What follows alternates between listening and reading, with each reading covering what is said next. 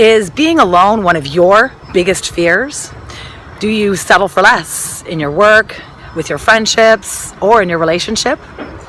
Do you feel stuck in an unhealthy or unfulfilling relationship? Do you feel like you're not having quite as much fun as you'd like to be having?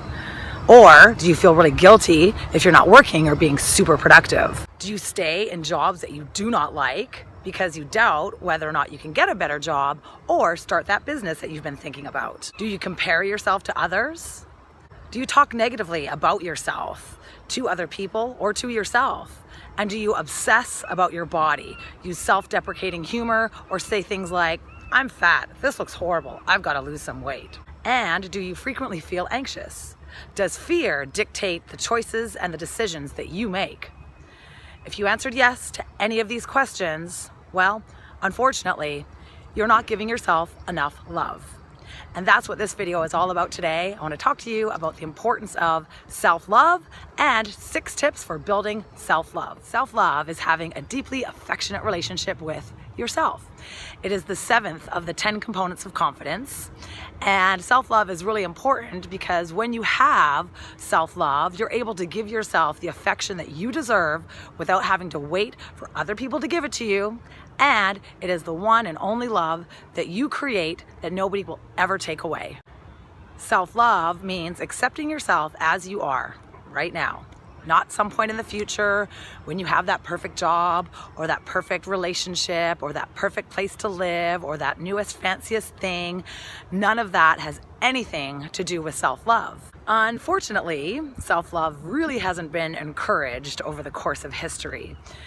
When most people, for example, in my workshops, when I ask my students, "Hey, what do you think of somebody who openly says, 'Hey, I love myself, I'm proud of myself'?" Most of the time, my students will say, "Oh, that's somebody who's egotistical or somebody who's vain or somebody who's self-centered," when in fact, none of that has anything to do with somebody who has authentic self-love. So it's no wonder why most people are really uncomfortable with the idea of openly saying, "I love myself." The reality is that the degree to which you can truly and authentically love yourself is the degree to which you can truly love other people. I'm sure that you've heard it before, and it's kind of cliche, but the more you love yourself, the more you love others, and that is absolutely true. Somebody who is egotistical and vain and self-centered, those behaviors are very, very different than somebody who has authentic self-love. Those behaviors are most often derived from somebody who is insecure and really does not have self-love. Somebody who openly loves themselves experiences what love feels like and is so much more easy to connect with and to build a solid relationship with. They're more open, they're more caring, they're more empathic, and overall just make way better people to hang out with.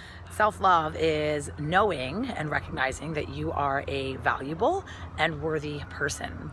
It is also, as I mentioned earlier, accepting yourself as you are right now, regardless of what's happened in your past. It's all about being in the present and accepting yourself and being excited about the person that you're becoming.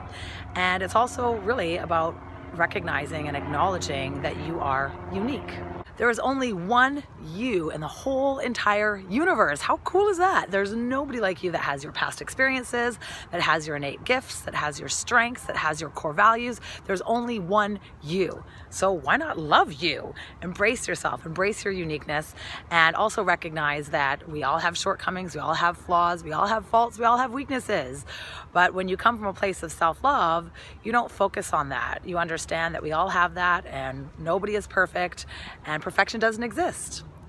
When you have authentic self-love, it's really cool because you're definitely a lot happier person and you definitely project a very different energy than somebody who does not authentically love themselves.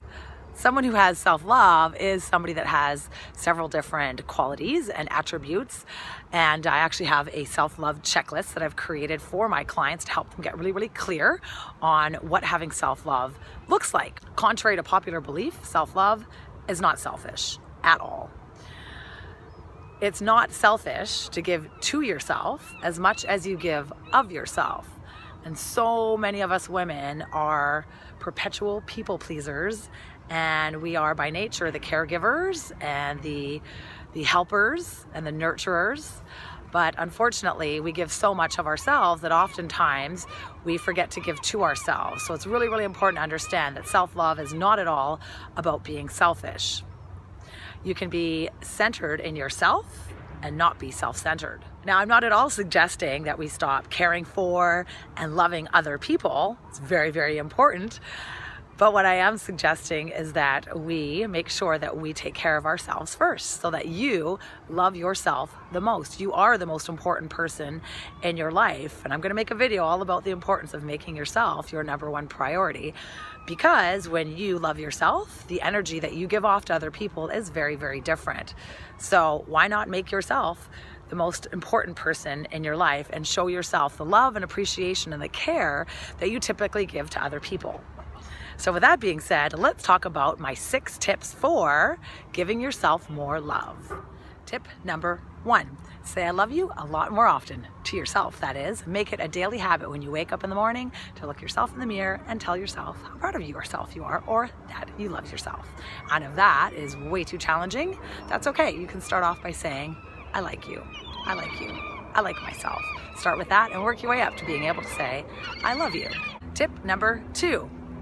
Write down 10 different things that you really like about yourself, or that you love about yourself. Doesn't matter what it is. Doesn't have to be huge. It can be small. It can be something as simple as I'm a really good listener, or I'm a great friend, or I really like my earlobes. Whatever it is, start making a list and add to that list every time you think of something new.